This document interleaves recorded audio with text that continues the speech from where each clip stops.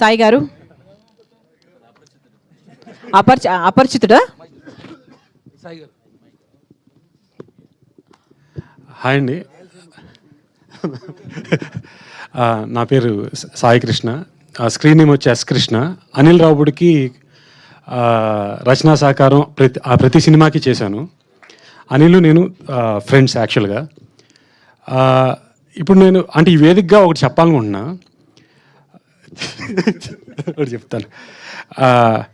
అనిల్ రావుపూడి వరుసగా హిట్లు తీసుకుంటూ వస్తున్నాడు.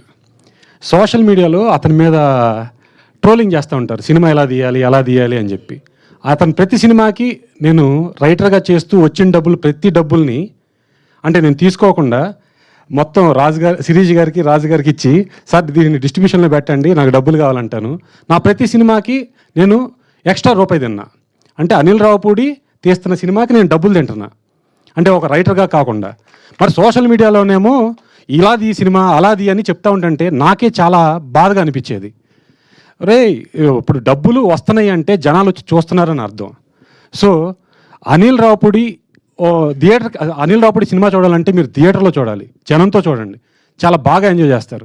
సో డిస్ట్రిబ్యూటర్గా కానీ, ఒక రైటర్గా కానీ, ఒక ఫ్రెండ్గా కానీ అనిల్ రావుపూడి మీద నాకు చాలా చాలా గౌరవం, రెస్పెక్ట్ పెరిగింది. ఎందుకంటే ఈ సోషల్ మీడియాలో ఒక్క మాట మన రోడ్డు మీద ఎవడన్నా అంటే చుక్కని బాధపడతాం. అతన్ని రకరకాలుగా అంటే మనిషి ఎదిగే కొద్దీ రకరకాలుగా ట్రోలింగ్ చేస్తూ ఉంటారు. అవి కూడా నేను అప్పుడప్పుడు చూపిస్తూ ఉంటాను, అనిల్ ఈ మాట అన్నాడు, అతను ఆ మాట అన్నాడు అని. కానీ దానికి దేనికి ఇదవకుండా ఒక మనిషిని నేను నవ్వించాలి, నేను నెక్స్ట్ స్క్రిప్ట్లో ఏం చేయాలి అనే థాట్లోనే ముందుకెళ్తూ ఉంటాడు. అలాంటి పాజిటివ్ యాటిట్యూడ్ని మా చుట్టూ ఉన్న వాళ్ళందరూ కూడా నింపుతూ ఉంటాడు. అవి బాగా నేర్చుకున్నాం అనిల్, థ్యాంక్ యూ. అలాగే తన ప్రతి సినిమాలోనూ నేను పెట్టి ఇప్పుడు దాకా ఎప్పుడూ లాస్ అవ్వలేదు. Very very thank you. Okay, thank you. Thank you Sai గారు.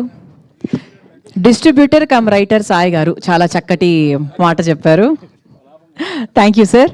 ఆ తర్వాత మా ప్రొడ్యూసర్ శిరీష్ గారిని మాట్లాడవస్తుంది.